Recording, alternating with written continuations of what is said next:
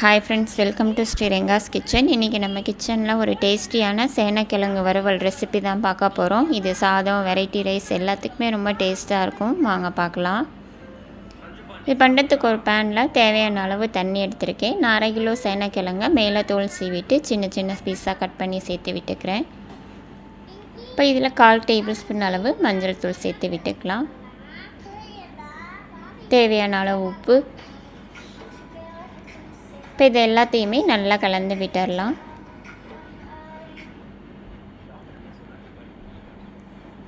இப்போ இதை மூடி வச்சிடலாம். சேனக்கிழங்கு நல்லா வெந்து வரணும், அது வரை இது இருக்கட்டும்.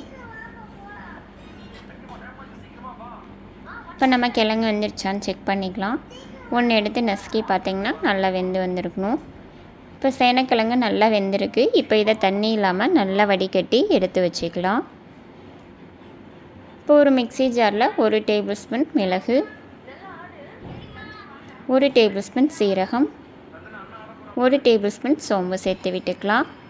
ஒரு சின்ன துண்டு பட்டை, 2 கிராம்பு, 2 டேபிள் ஸ்பூன் துருவன தேங்காய் சேர்த்து விட்டுக்கலாம்.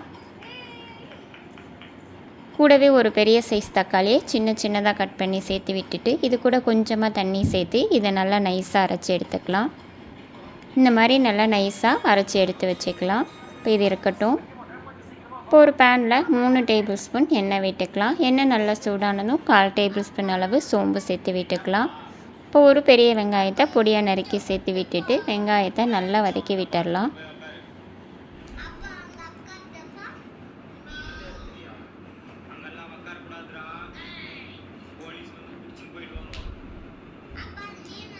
இப்போ ஒரு கொத்து கருவேப்பிலை.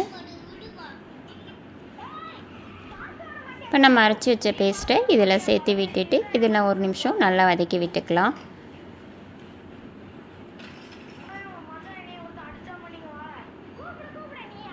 இப்போ இதில் 1 டேபிள் ஸ்பூன் அளவு மிளகாய் தூள் சேர்த்து விட்டுக்கலாம்.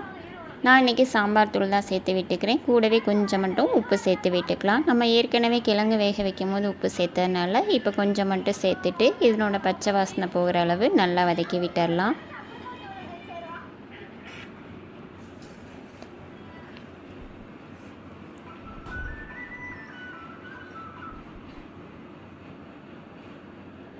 இப்போ நம்ம வேக வச்சு வடிகட்டி வச்ச சேனக்கிழங்கை இதோடு சேர்த்து விட்டுட்டு இதை ஒரு தடவை நல்லா கலந்து விட்டுடலாம்.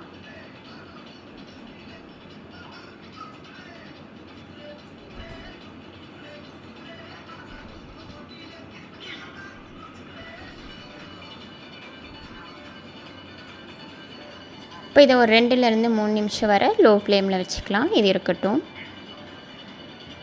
இப்போ பாருங்கள் 3 நிமிஷம் போல் ஆகிருக்கு. இப்போ இதை ஒரு தடவை நல்லா கலந்து விட்டுடலாம்.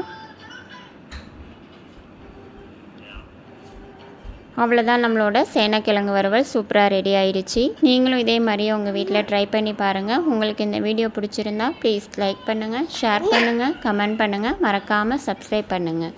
தேங்க்யூ ஃபார் வாட்சிங்.